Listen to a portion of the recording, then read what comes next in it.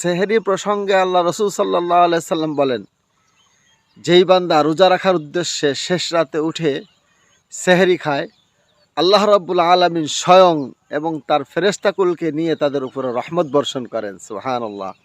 আসুন আমরা একমাত্র আল্লাহর উদ্দেশ্যে, আল্লাহর রাজির জন্য রোজা রাখি এবং শেষ রাতে উঠে সেহরি খাই।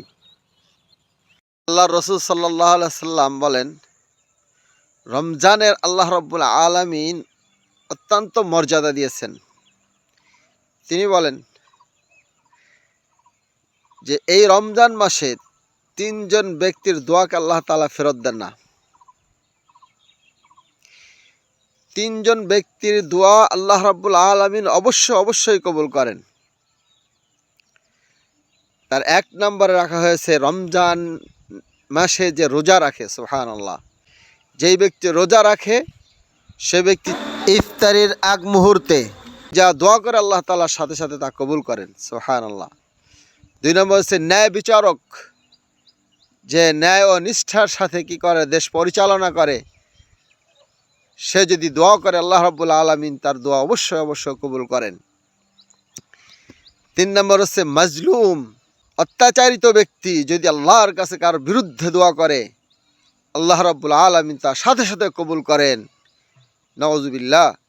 আল্লাহ রাব্বুল আলামিন আমাদের এই জুলুম থেকে বাঁচার এবং রোজাদার হিসেবে আল্লাহ তাআলা প্যারে হাবিব সাল্লাল্লাহু আলাইহি সাল্লাম বলেন, আস-সাওমু জুন্নাহ। রাসূল সাল্লাল্লাহু আলাইহি সাল্লাম ইরশাদ করিয়াছেন যে রোজা হচ্ছে ডাল স্বরূপ। সুতরাং ডাল দিয়ে যেমন মানুষ নিজের আত্মরক্ষা করতে পারে, ঠিক রোজা দিয়ে মানুষ বিভিন্ন অন্যায় অত্যাচার এবং পাপ থেকে নিজেকে রক্ষা করতে পারে। আল্লাহ রাব্বুল আলামিন আমাদেরকে পরিপূর্ণ রোজা রাখার তৌফিক দান করেন। আমিন। হযরত সালমান রাদিয়াল্লাহু তাআলা আনহু বলেন, রাসূলুল্লাহ সাল্লাল্লাহু আলাইহি সাল্লাম শাবানের শেষ তারিখে আমাদেরকে একত্রিত করে হুজুর সাল্লাল্লাহু আলাইহি সাল্লাম আমাদেরকে নসিহত করলেন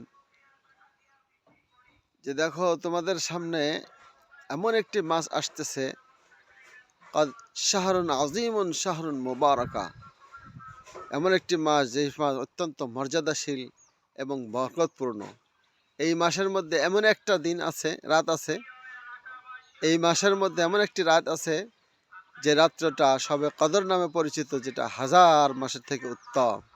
সুবহানাল্লাহ। আর রাসূল সাল্লাল্লাহু আলাইহি সাল্লাম বলেন, এই মাস যে পাইবে সে যেন অবশ্যই রোজা রাখে। এই মাস যে পাইবে সে যেন অবশ্যই রোজা রাখে। আল্লাহ রাব্বুল আলামিন এই মাসে আমাদেরকে রোজা রাখার তৌফিক দান করেন। আবু হুরায়রা রাদিয়াল্লাহু তাআলা আনহু হইতে বর্ণিত, রাসূলুল্লাহ সাল্লাল্লাহু আলাইহি সাল্লাম বলেছেন, রোজা মুমিনের জন্য ডাল স্বরূপ। সুতরাং অশ্লীলতা করবে না, মূর্খের মতো কাজ করবে না। যদি কেউ তোমার সাথে ঝগড়া করতে আসে বা গালি দেয়, তবে তাকে দুইবার বলবে যে আমি রোজাদার, আল্লাহর রাস্তায় তোমার থেকে আমি পানা চাই। আবু হুরায়রা রাদিয়াল্লাহু তাআলা আনহু হইতে বর্ণিত, রাসূলুল্লাহ সাল্লাল্লাহু আলাইহি সাল্লাম বলেছেন, রোজা মুমিনের জন্য ডাল স্বরূপ। সুতরাং অশ্লীলতা করবে না, মূর্খের মতো কাজ করবে না। যদি কেউ তোমার সাথে ঝগড়া করতে আসে বা গালি দেয়, তবে তাকে দুইবার বলবে যে আমি রোজাদার, আল্লাহর রাস্তায় তোমার থেকে আমি পানা চাই।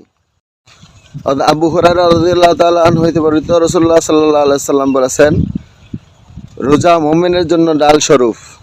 সুতরাং অশ্লীলতা করবে না, মূর্খের মতো কাজ করবে না।